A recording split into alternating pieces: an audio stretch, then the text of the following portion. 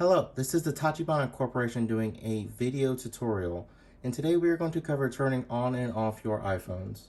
Now this video is geared more towards people going from the iPhones with a button towards the ones without them.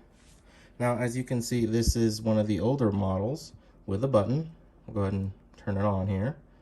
Now you're used to turning it off by pressing the lock button and holding it in,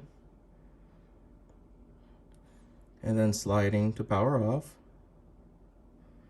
and then pressing this button in to turn it on.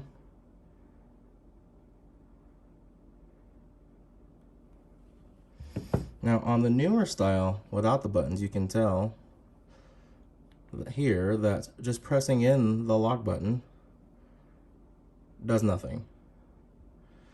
So in order to turn it off, you have to press the lock button and the volume up button, not the volume down button. So to press these both, you will see you now have the similar screen as last time. Then you'll do here to slide to power off. Now, this only requires pressing the lock button to turn on while holding it in.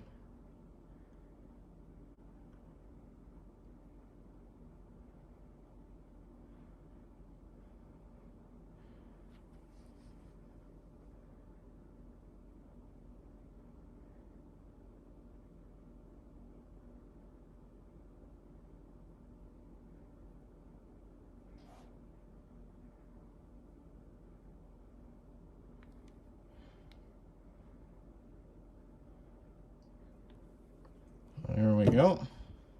Not sure why that took so long. And that is the same method as the old way of holding in the lock button. There we go. As you can see, both of them have turned on with the same standard way as before.